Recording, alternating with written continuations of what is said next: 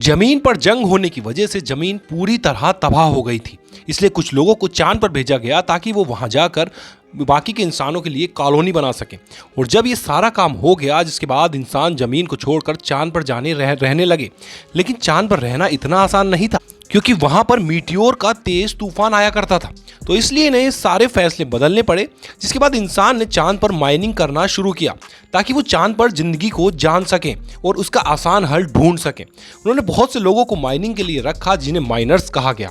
और साथ ही यह रूल भी बनाया गया कि ये माइनर अपनी फैमिली के साथ ही चांद पर रहेंगे। अब हमें माइनर्स के बच्चे दिखाए जाते हैं जो कि इस जगह यानी कि चांद पर पैदा हुए थे।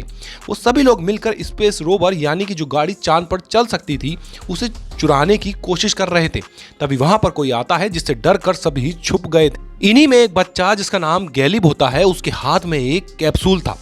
उसके डैड भी एक माइनर थे जो कि काम करने के दौरान मारे गए थे। कैलिब को 3 दिन बाद ओमेगा पर भेजे जाने का फैसला किया जाता है, जहां पर एक दूसरी फैमिली उसको एडॉप्ट कर लेगी।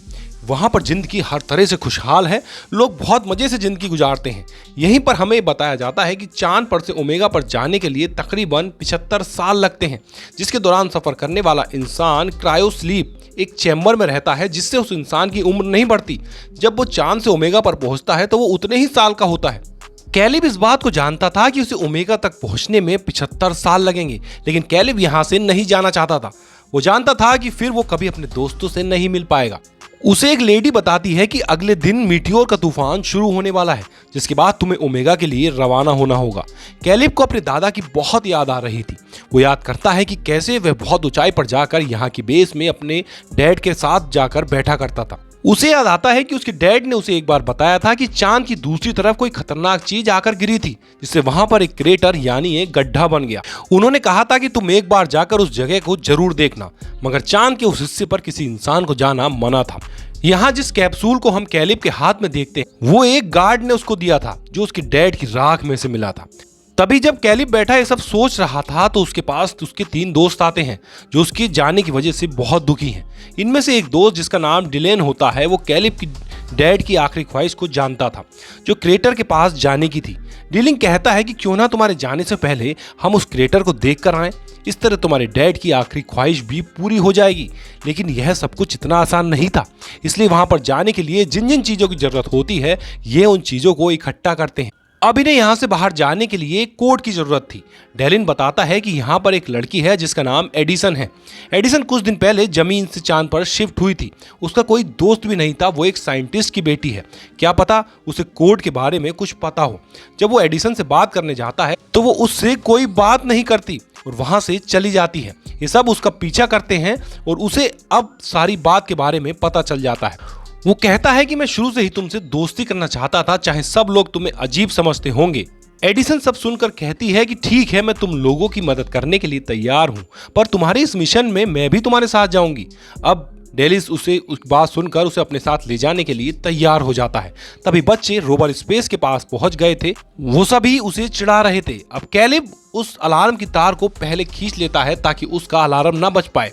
फिर वो एडिसन का बताया हुआ कोड डालता है, जिससे कि दरवाजा खुल गया था।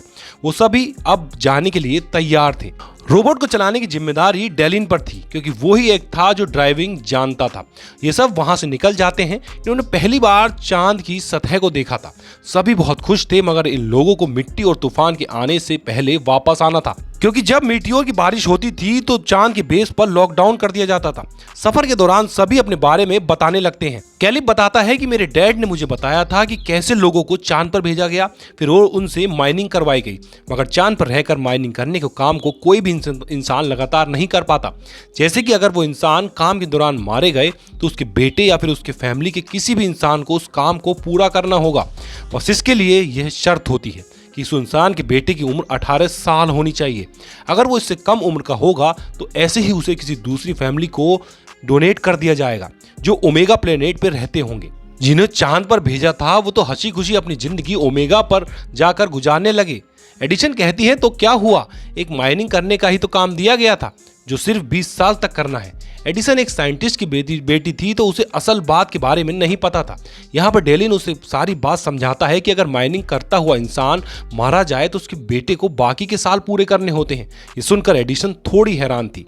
अब आगे का रास्ता इन्हें पैदल चलकर तय करना था। सभी अपने स्पेस सूट पहनने लगते हैं। एडिसन का सूट सब में थोड़ा अलग था और यह जब बाहर आते हैं जहां पर ग्रेविटेशनल फोर्स ना होने की वजह से सभी बहुत ऊंची छलांग लगा रहे थे। सभी यहां पर खेलने लगते हैं। एडिसन की नज़र जब जमीन प्लेनेट पर पड़ती है तो थोड़ा उदास हो जाती है और जमीन पर अपने गुजारे पलों को याद करने लगती है। वो जब स्टेशन वापस आई तो देखते हैं कि सभी एक ऑक्सीजन गैस की कंटेनर की मदद से स्पेस में ऊंचाई तक जा रहे थे। इन्होंने खुद को रोवर के साथ रस्सी से बांधा हुआ था ताकि ये स्पेस में दूर तक ना जा पाए।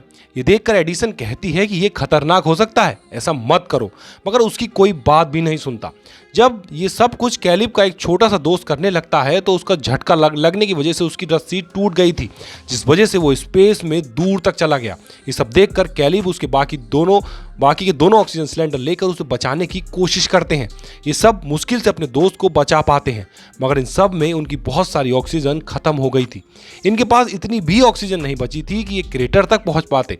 सब बुरी तरह से फंस चुके थे। तभी कैलिब को याद आता है कि उसके एक दोस्त ने उसे बताया था कि इधर कहीं पर एक आउटपोस्ट है जहां आप जाकर वहां से ऑक्सीजन ले सकते हैं। ये सुनकर कैलिब का दोस्त बोलता है कि मैं वहां पर नहीं जाऊंगा क्योंकि मेरे भाई ने मुझे बताया था कि उधर भूत रहते हैं। ये बात सुनकर डेरेन उसका मजाक बनाने लगता है और इसी बात पर दोनों की आपस में लड़ाई तक हो जाती है। ये देखकर कैलिब जोर से चिल्लाता है और कहता है कि आज जितना वक्त साथ रहने के लिए बचा है वो वैसे ही लड़कर बर्बाद मत करो। इस बात को सुनकर दोनों ने दोबारा दोस्ती कर ली थी, पर ये उसी आउटपोस्ट पर पहुंच जाते हैं जिधर बहुत अंधेरा था। उधर इन सब लोगों को इंसानों की परछाइयां भी नजर आती हैं, जिसे देखकर सभी डर गए थे। लाइट्स जलाने पर इन्हें पता चलता है कि वो कोई इंसान नहीं बल्कि पुतले थे और ये कोई आउटपोस्ट नहीं बल्कि एक ऐसे घर का मॉडल था कि अगर इंसान चांद पर रहता तो ऐसे घरों में रहा करता। फिर वहां पर इन्हें थोड़ा सा खाना और ऑक्सीजन मिल जाती है। रात भी हो गई थी, इसलिए सभी उस रात को वहीं रुकने का फैसला करते हैं। डेलिन अपने बारे में एडिसन को बताता है कि मेरे डैड मुझे अकेला छोड़कर चले गए।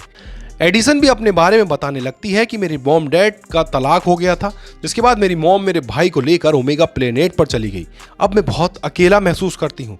सब लोग सो गए मगर कैलिब और एडिसन अभी भी जाग रहे थे। वो एडिसन से बातें करने लगता है। वो कहता है कि मेरे डैड की मौत के बाद मुझे मेरे दोस्त डिलन ने सहारा दिया, वही मेरा सब कुछ है। मैं ओमेगा पर चला जाऊंगा तो डिलन बिल्कुल अकेला रह जाएगा, तो इसलिए मेरे जाने के बाद तुम हमेशा उसके साथ रहना, मुझसे वादा करो। अब एडिसन भी कैलिब से वादा करती है कि वो उसका साथ देगी। जब सुबह होती है तो ये लोग दोबारा से अपना सफर शुरू करते हैं, मगर उनकी रोवर की बैटरी खत्म हो गई थी। इनके पास ऑक्सीजन की कमी थी, तो इन्हें मीटियोर के तूफान से पहले क्रेटर तक पहुंचना था। ये सब परेशान हो जाते हैं, इसलिए एडिसन ने सिक्योरिटी अलार्म को बजा दिया था ताकि मीटियोर का बारिश होने से पहले गार्ड्स आकर इन्हें बचा लें। ये सब अब जल्दी से क्रेटर यानी उस गड्ढे तक पहुंच जाते हैं जो देखने में बहुत बड़ा था। ये सीढ़ियां उतरकर एक अजीब सी जगह पर आ गए थे जहां की दीवार पर एडिसन को एक बटन नजर आता है, जिसको जैसे ही वो दबाती है वहां की सारी जगह ऐसी बदल गई थी जैसे ये लोग जमीन पर हों। ये सब कुछ असल में नहीं था, मगर फिर भी इन्हें सब पसंद आता है। कैलिब यहाँ पर जब एक पत्थर हटाकर देखता है तो उसके नीचे उसे अपने मॉम डैड की तस्वीर और एक उनकी राख मिलती है। उस तस्वीर में अपनी मॉम को उसने पहली बार देखा था। वो इस बात को अब समझ जाता है कि उसके डैड आखिर क्यों चाहते थे कि वो यहाँ पर आए। अब वो बहुत दुखी। एलिन उसे कहता है कि अपनी जिंदगी के इस हसीन चांस को क्यों गंवा रहे हो। यहाँ पर हर इंसान यह चाहता है कि वो माइनिंग के 20 साल पूरा करने के बाद ओमेगा पर जाएगा, और यह बहुत कम लोग होते हैं। तुम्हारे डैड ने भी तो इसलिए अपनी जान दे दी। यहाँ पर उसे ये बात पता चलती है कि उसके डैड ने जानबूझकर अपनी जान ली थी ताकि कैलिब को ओमेगा पर भेज दिया जाए, जिससे वो एक अच्छी जिंदगी गुजार सके, जिसके बारे में कैलिब के अलावा सब जानते थे। डिलन कहता है कि अपने डैड के गिफ्ट को लेने से इनकार मत करो, उन्होंने अपनी जिंदगी देकर तुम्हें ये तोहफा दिया है। तभी इनकी बातों के दौरान एक दोस्त की तबीयत खराब हो जाती है। ये सभी अब जल्दी से उसे लेकर अपने रोवर तक पहुंचने की कोशिश करते हैं, मगर तभी मीटियोर का तूफान शुरू हो गया था। सभी खुद को बचाने की कोशिश कर रहे थे। एडिसन भी खुद को बचाते हुए इनसे अलग हो जाती है। वो जब किसी को नजर नहीं आती तो कैलिब और डेलिन उसे बचाने जाते हैं। एडिसन के हेलमेट में दरार आ गई थी, इसलिए वो बेहोश हो जाती है। कैलिब और डेलिन उसे वापस ले आते हैं, मगर इसी बीच में डेलिन गिर जाता है, लेकिन कैलिब उसे बचा लेता है। सभी रोवर के अंदर आ जाते हैं, जिसकी खिड़कियां भी मिट्टी और तूफान की वजह से टूट गई थी।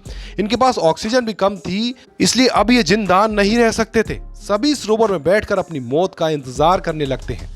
सब समझ गए थे कि अब वो नहीं बच पाएंगे, मगर उन्हें इस बात की खुशी थी कि सभी साथ में मरेंगे। इसके बाद सभी बेहोश हो गए थे।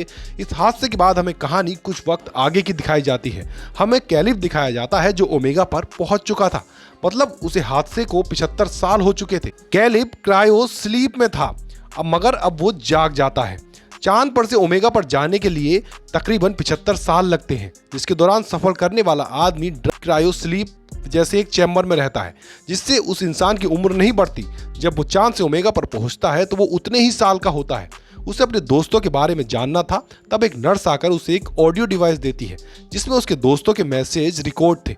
उसे पता चला है कि उस दिन इन सभी को बचा लिया गया था। उसके दोस्त अपनी आधी से ज्यादा जिंदगी गुजार चुके हैं, जैसे कि एक दोस्त ने अपनी बेसबॉल टीम शुरू कर दी है और दूसरा दोस्त एडमिनिस्ट्रेटर बन गया है। एडिसन ने डेलिस से शादी कर ली थी। अपने दोस्तों की जिंदगी के बारे में जानकर उनकी बढ़ती उम्र की आवाज को सुनकर कैलिब बहुत खुश होता है, मगर अभी भी उसे इस बात का दुख था कि वो अपने दोस्तों के साथ अपनी जिंदगी नहीं गुजार सका। ओमेगा प्लेनेट पर एक फैमिली ने कैलिब को गोद ले लिया था। वो यहाँ पर एडिसन के भाई को भी ढूंढता है, इसके बारे में एडिसन ने बताया था कि वो उसकी मॉम के साथ ओमेगा पर रहता है। अब कैलिब एडिसन के भाई को उसकी बहन की अच्छी कामों के बारे में बताता है, जिसने चांद पर माइनिंग जैसे उसूलों के खिलाफ काम करके उन्हें खत्म करवा दिया था। और इसी के साथ इस फिल्म की कहानी भी यहीं पर खत्म हो जाती है।